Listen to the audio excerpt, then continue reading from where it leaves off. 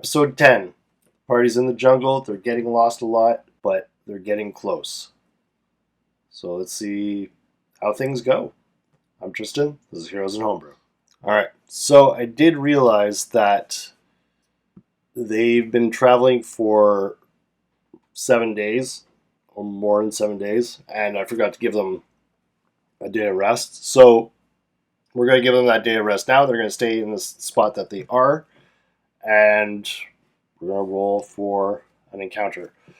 So they are currently right there. You can see this is our icon for them.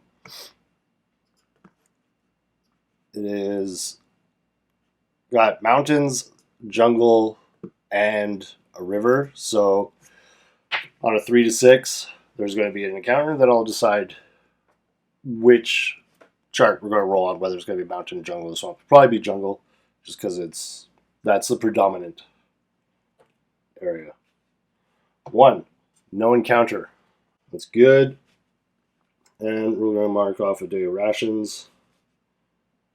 No days of travel because they stayed there. And we're just going to write day of rest here. Day of rest. So that takes care of that little bit of business. Next, we're going to roll to see if they get lost. On a 1 to 3, they are going to get lost.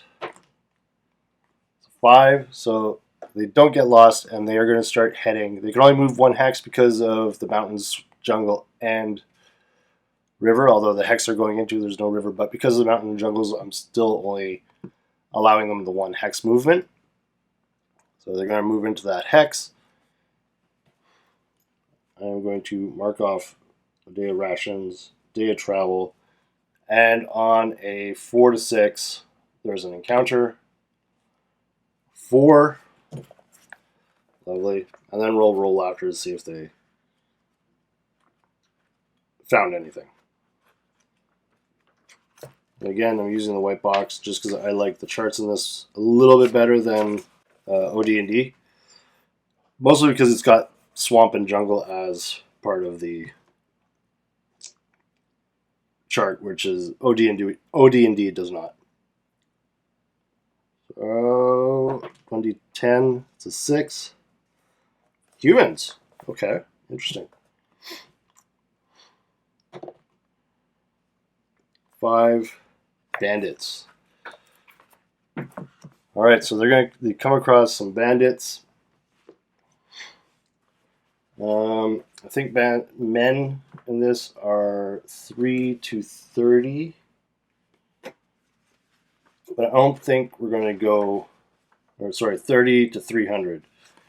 We're not going to go that big. I don't think it's going to be a party of bandits that big in the jungle. I think they're mostly probably going to be, treasure hunters, grave robbers, but just maybe not the most ethical or moral guys. So 30 to 300. I'm going to roll 3d10, but I'm not going to give it a multiplier. I'm just going to roll 3d10, and that's what they come up with. 2, 9, 17. So 17 bandits. Just going to take a note of that. 17 bandits. Now, are the bandits surprised? Surprised on a 1 or 2. 2, they are surprised. Are we surprised? Is our party surprised?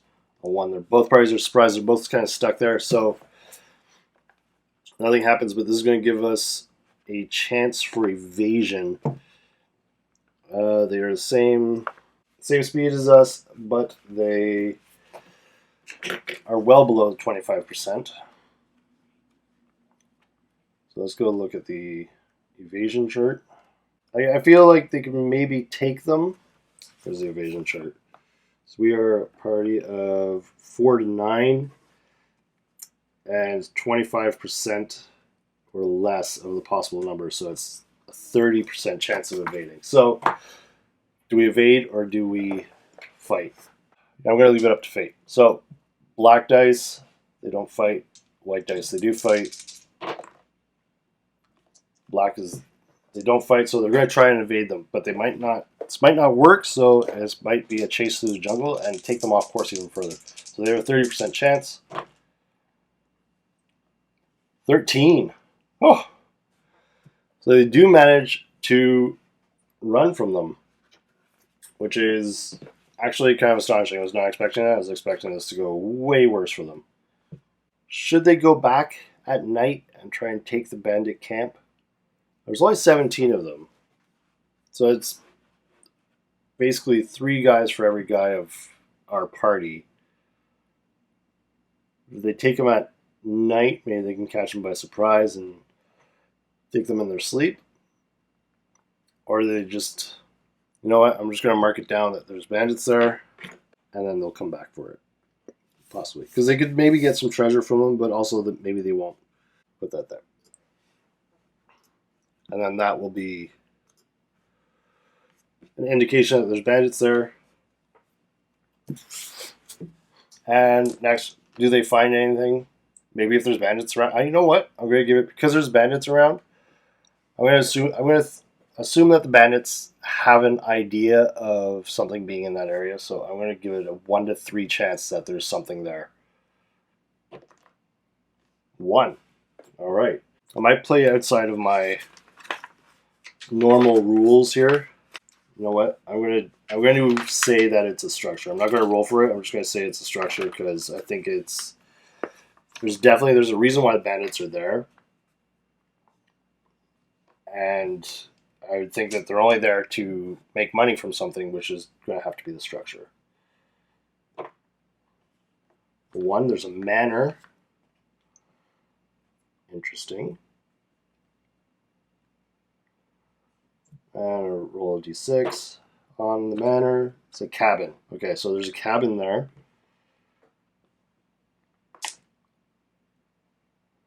Roll a d10. Where's my d10 here? There it is. 8. It's a collapsed cabin. So maybe they're just using this as a hideout. I'll roll d8. Actually, yeah. I'll roll d8 for the condition. 2 is ruined, and degree of ruination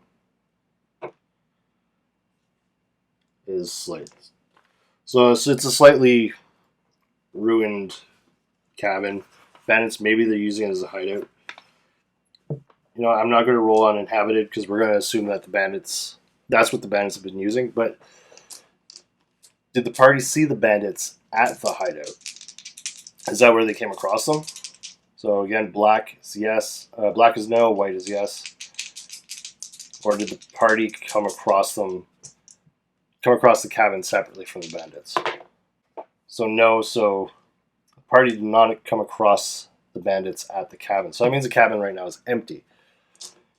Are there signs that the bandits have been using it? No. Okay, you know what? They're going to take this chance. They're going to search the cabin quickly. I think they're going to give it a quick look. They're going to see if there's maybe they can find something in there, some treasure or something left behind. So they're going to quickly look through. Okay. Is there anything inside of it?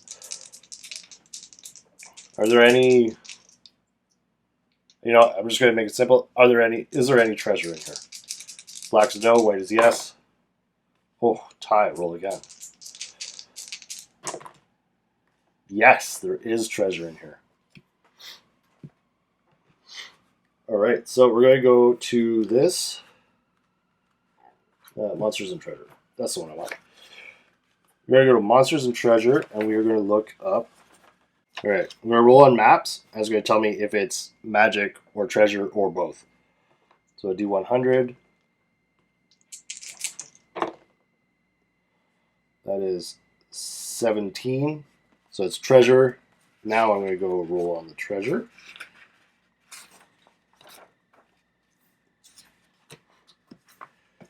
Treasure, so how much? There is a lot in here. But we'll figure it I don't want it to be that much, but 3, 1, and 2 above, so it's 10 to 40,000 silver and 5 to 30,000 gold. That's a lot. That might be more than they can even carry. They might have to go out if they take this. I'm gonna have to do some math off screen. All right, so let's say I'm gonna say this is bare minimum. Actually, you know what?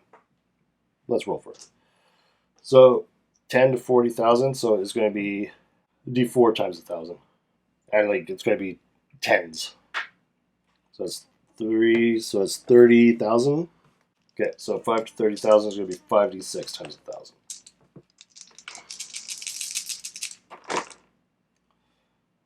5, 10, 20, 25,000 gold. That is, that's a lot. We're going to have to look at what they have going on with their men at arms and their porters and everything, and see if they can actually carry that much. All right, so I did the math. They can carry 13,020 coins because the encumbrance in OD&D, a coin accounts for one space or one point of encumbrance, which is silly, but that is what it is. So they can carry 13,420. I think they're going to want to hide some of this and then carry the rest back to the town. But do they hide it and then continue on and just give themselves a map to where it is? That's risky because they could get lost and they'll never be found again. Or they can hide what they can't carry and head back to town and come back in. Which I think that's what they're going to do. They're going to hide what they can't carry. They're going to leave with the gold. They're going to hide the copper and the remainder of the gold. So that means they're going to bury 11,580 gold pieces and 30,000 silver pieces. I'm going to roll a d4, and that's going to say how much time it's going to take them to do that.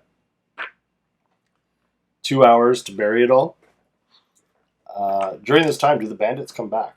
Black is no, white is yes. Okay, no, they do not. That's a 4 on the no, so 4 on the no, 2 on the yes. So bandits don't come across them as they're doing this. And they managed to pack up their 13,420. They are like loaded. They're at the max that they can possibly be without getting huge penalties on their movement.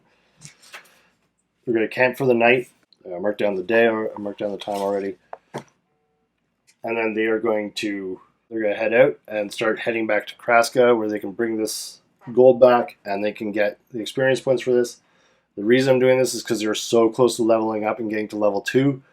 It's going to be a huge help for them to be at level 2 when they finally reach this lost city. And I think it's important that they do that. So the next day, they're going to head out. And I think that's where we're going to leave it for now. And then next time, they're going to start heading back to the Kraska, bring the gold back, level up, and set back out on the expedition. Wow, so they finally got some treasure. They've been going this long without getting any treasure. That really, the only experience points I've been giving them is when they successfully avoid or defeat a creature or an encounter. So they've been getting very little in the way of experience points all this time. They still haven't leveled up. So I think it's really important that they get back and take this treasure and get it back to Kraska. They're going to go back to the town and then return back to the lost city. So until next time, say we see from me at your table.